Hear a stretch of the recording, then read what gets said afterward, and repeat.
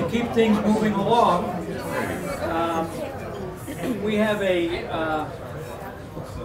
sort of a presentation involving ICTA tonight. This is something very near and dear to my heart because I think many of you know I'm the immediate past chairman of ICTA. One of the big things that ICTA has taken upon itself is the ACTF, Anti-Counterfeiting Taskforce. Beth Deisher is heading that up. She's a former editor of CoinWorld. She knows her way around the industry. And more importantly, she's really gotten to know her way around law enforcement.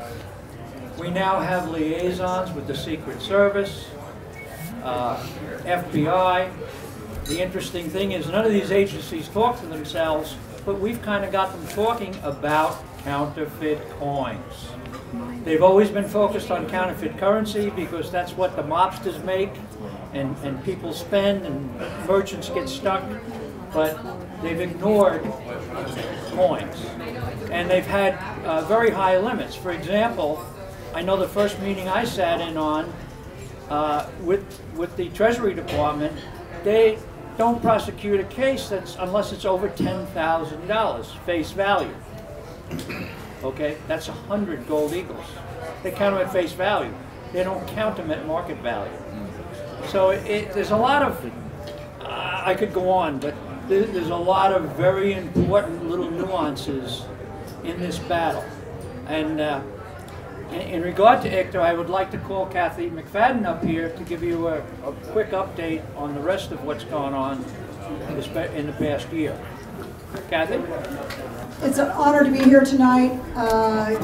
We didn't have enough to do with all the legislation that we work on every day. We wanted to take on the Anti-Counterfeiting Task Force.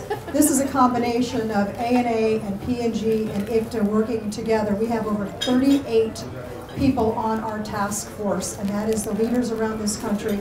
And we don't call it, we have actually 11 work groups, and we don't call them committees because the work group means that you're going to work. Right, guys? How many in here are on the task force? On the Anti-Counterfeiting Task Force? Wow, I can't believe that you guys are some. We need to get some of you guys on the task force. One of the big things that we're that we are doing around the country is we have 92 what we call authenticators, and these are expert witnesses that can go in and help the law enforcement when we have a case, and we have 11 ongoing cases right now to look at the material that is confiscated, that's counterfeited, and that helps us significantly. We have one case I'll just tell you real quickly about. That it was a sting, and it was a combination of the Customs and Borders Patrol we talk to almost every day. It was Homeland Security, Customs and Border Patrol, and a couple other agencies, and the district attorney in that area. And when they confiscated the materials of one person, it was over 800 counterfeit coins, bars from every country. The United States, everything with the United States, and we got the value based on what one of the authenticators, one of our members, spent hours and hours and hours with the detective going through everything, and the value of that material, if it would have been real, was $48 million. This is one person, guys, and everything was counterfeited. So this is what we're doing every single day. We are actually,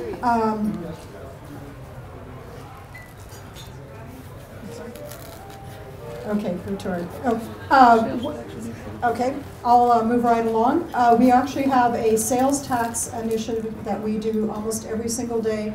With ICTA last year in 2017, we had 12 different legislative bills that ICTA was involved in. 8 of them were sales tax exemptions. As some of you know, we got 4 of those exemptions passed. We got Virginia expanded to include coins, and their sunset was also extended. We had North Carolina, which was an exemption of everything. Everything in Virginia is exempt, and there's no threshold, and there's no sunset on that.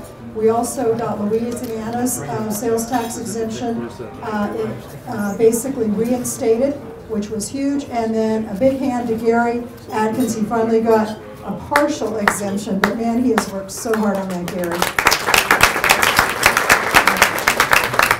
these are dealers in every single state that jumps up to the plate, and they put their money where their mouth is, and they get it done. And with our help and with the lobbyists and with our dealers, we couldn't do it without them. We are going back and getting 3 more states this year. One will be Kansas, one will be Alabama, and one will be Tennessee. We also had 3 legislative bills that were killed this year. In 2017, 2 in Pennsylvania and 1 in New York on secondhand holding laws. Those are really a killer if those legislations are passed. They will hurt the dealers who deal in secondhand merchandise. We also was able to amend a bill in California. It was the autograph bill, and we have it now excluding bullion and coins for the dealers, and that was a real detrimental bill to the California people, and also dealers outside of California that sell to California people, but that's been excluded. So we're very happy about that. In Congress, we do a lot of stuff. We were not, I repeat, not responsible for the tax bill, so just leave that out. I'm trying to think of anything else. Does anybody have any questions?